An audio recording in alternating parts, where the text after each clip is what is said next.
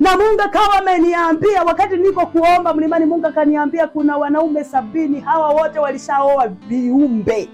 Haleluya. Amen. Unanisikia? Amen. Sasa leo kwa kuwa Mungu amenipa neema ya kukutana na wewe, nataka nikuombee Mungu apate kukufungua. Na kwa sababu Mungu anazo funguo, kumbuka nimezungumzia kwamba Petro akapewa funguo ya ufunguo wa kuomba lolote kwa Mungu.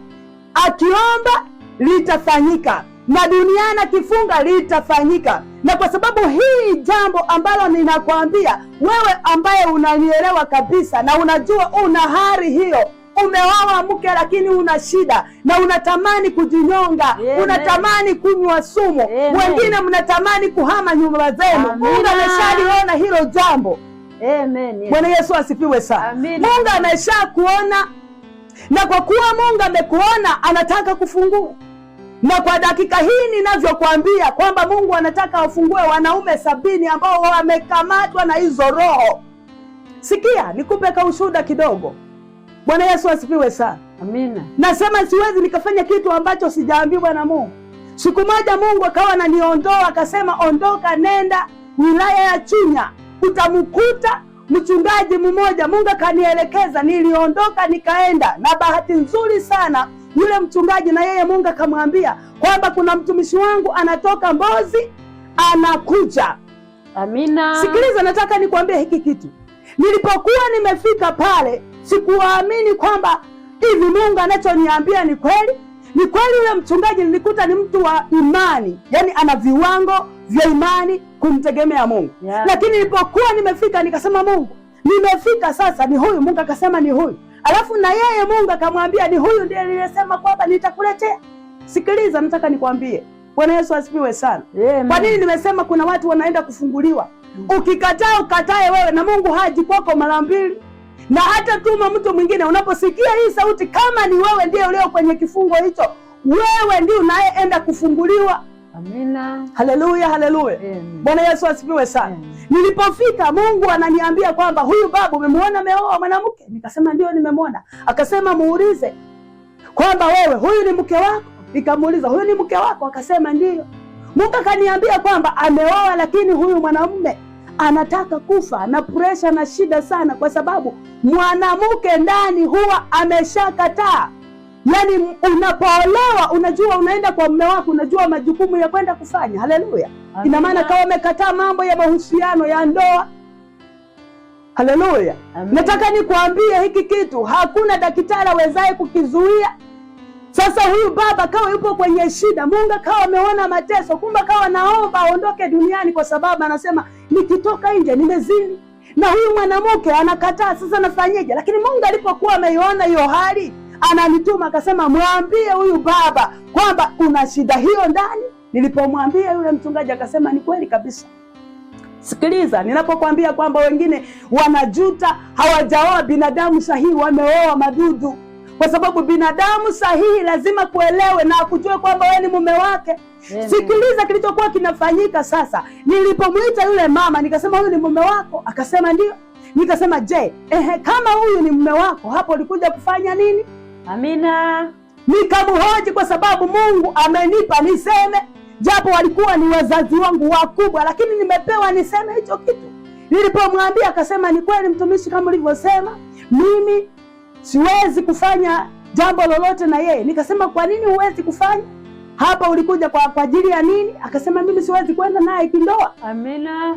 Nilipomhoji kwa nini huwezi kwenda, akasema natapika. Sikiliza maajabu ambayo yapo duniani. Nasema na wewe, nimesema kuna watu waliojifanya, wengine wamefanywa. Sasa huyu alikuwa amefanywa na kile kiumbe, amefanywa na huyu mtu ambaye anamuona ni mtu, lakini ni agent, amekuja kumtesa. Bwana Yesu asifiwe sana. Amen. Nilipomhoji sasa, wewe nini unakataa kwenye ndoa na mume wako? Akasema mimi natapika.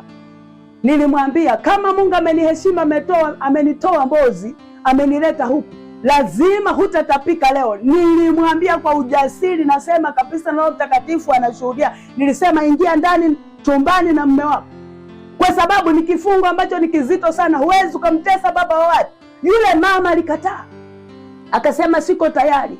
Siko tayari. Nikasema kama huko tayari kuondoka hapa? Akasema nako siko tayari. Mungu akanipa neno, akasema mwambie mchungaji anataka nifanye nini, kwa sababu nimeona mateso yake. Sikiliza, neema inapokuja kwako baba, nimesema zamu hii Mungu anataka watoe wanaume 70 wako kwenye kifungo hicho. Na ninaposema hapa, wewe unajijua uliye kwenye kifungo hicho, hujapenda, unahangaika na huna majibu, na shetani hawezi akatesa shetani mwenzake, anakutesa wewe uliyezaliwa na Mungu. Bwana Yesu asifiwe sana. Amina. Kwa hiyo huu ujumbe ni mkali, ni mzito, lakini una ufunguo wa kukufungua, kukutoa wewe, na sitaki nijue jina lako, ila nataka kwamba Mungu akufungue.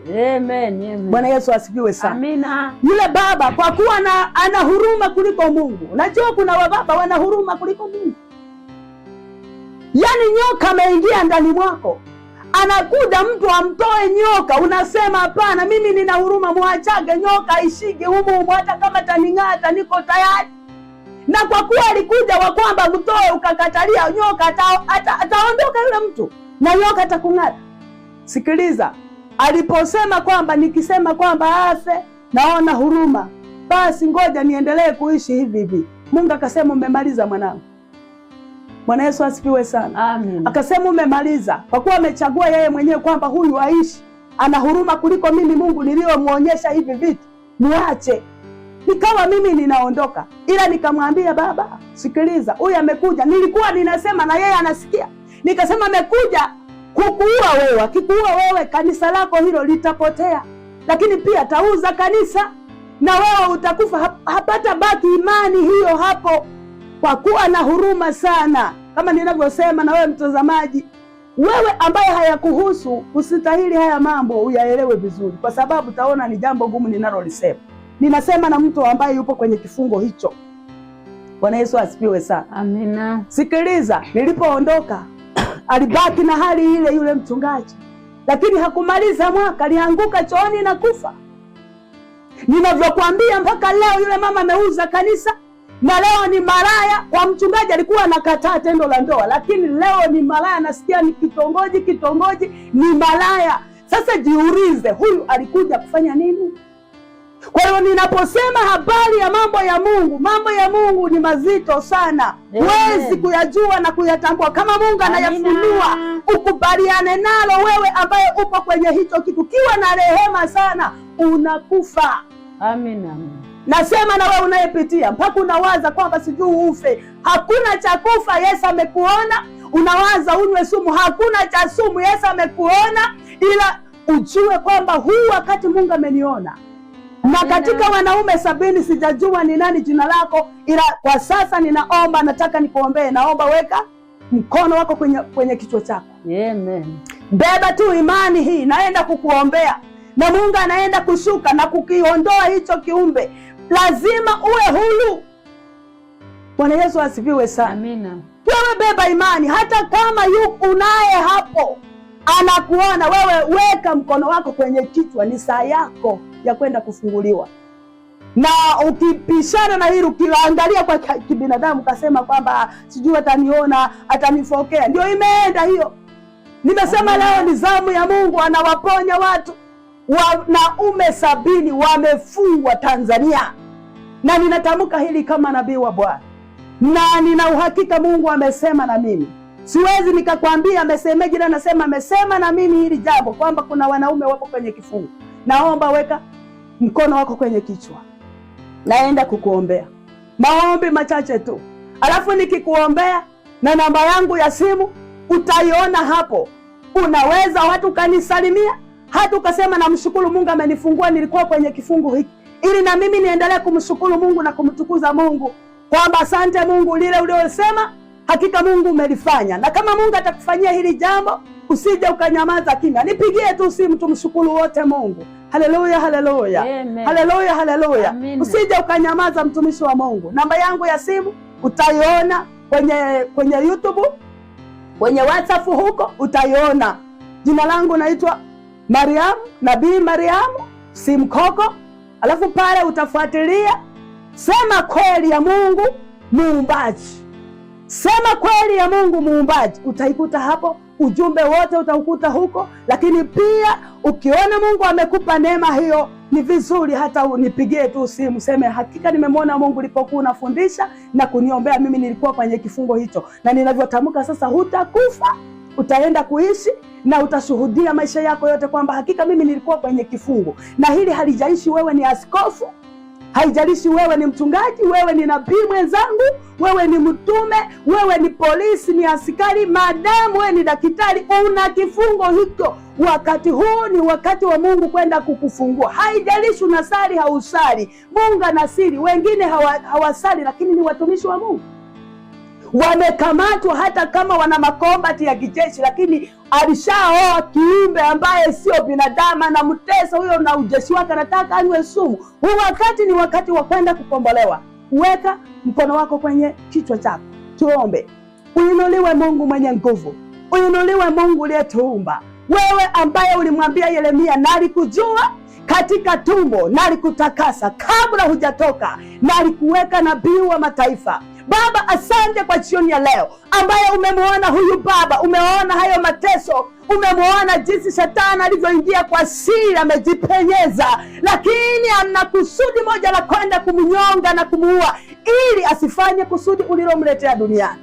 Na mimi kama mtumishi wako ambao umenituma na kunileta duniani kwa ajili ya kusudi hili na kwa ajili ya kunipa ujumbe, ili baba huyu apate kutoka katikati ya mikono ya huyo shetani, nami ninamleta mikononi mwako huyu baba, ninamfungua na kumtenganisha na roho zote za mauti, roho zote za ajali, na hiyo nguvu inaenda kufa dakika hii kwa jina la Yesu. Ninaipasua, ninaikanyaga mapepo yote, majini na ufalme wa giza yaliyojipenyeza kwa sura ya binadamu, lakini yamekamata visu na mapanga kwa ajili ya kuua mtoto wako huyu. Ninapiga na kuvunja na kuteketeza kwa jina la Yesu.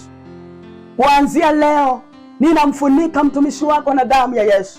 Namfunika baba huyu na damu ya Yesu. Asiwaze kufa tena, asiwaze kujinyonga, asiwaze kukimbia nyumba yake. Baba, umesema mwenye haki ataishi kwa imani. Kupitia hili neno aishi kwa imani, lakini ajue hivi vita vimekuwa vyako kuanzia dakika hii na saa hii, maana umetangaza kwamba walio wako wanakuwa huru. Na dakika hii hawa wababa 70 popote pale walipofungwa wanakuwa huru kwa jina la Yesu. Ninawafungua kwa damu ya Yesu. Shetani hana nafasi tena juu ya nafsi zao, mioyo yao na miili yao. Anawaachia kwa damu ya Yesu Kristo wa Nazareti aliye hai. Baba, ninaomba mkono wako uwe mzito juu ya watesi wote waliokuwa wamewakandamizia hawa wababa, washindwe kuiona neema, siku zote waone mateso. Mungu, namjua kila mmoja jina lake, nami ninawaleta kwenye ufalme wako. Na asante Yesu, umesema hakuna unywele ambao utapotea, unywele wa watoto wako. Asante, umewahesabu hapo 70, na jioni ya leo na jua Mungu umewakomboa. Hawatakufa, wataishi, bali wale waliotaka kuwaua ndio watakaokufa, ili hawa washuhudie matendo makuu na watangaze haki yako na habari yako ile ambayo Mungu umewaletea duniani. Na kushukuru Baba, asante kwa sababu umesikia maombi haya. Utukufu na heshima ni za kwako Mungu ambao umewaponya kwa damu ya Yesu. Amen. Bwana Yesu asifiwe sana. Amina. Ninakushukuru ndugu mtazamaji, kwa sababu uko pamoja nami. Nakushukuru sana na kwa kuwa umelisikia neno la Bwana. Na kama ambavyo nimekuambia kwamba kama hiki kitu hakikuhusu, nyamaza, lakini yupo ambaye kinamhusu, na huyo ndiye aliyepokea uzima. Na amini kabisa. Bwana Yesu asifiwe sana. Amen. Asante, ninakukaribisha tena. Unaweza ukatufuatilia, tunaendelea kumtumikia Mungu. Nadhani nimeshajitambulisha na jina langu, na nimeshajitambulisha kwamba unanikuta kwenye Sema Kweli ya Mungu, Mungu Muumbaji. Utanikuta hapo. Nifuatilie YouTube, WhatsApp, utaniona huko. Mungu wa mbinguni na akubariki.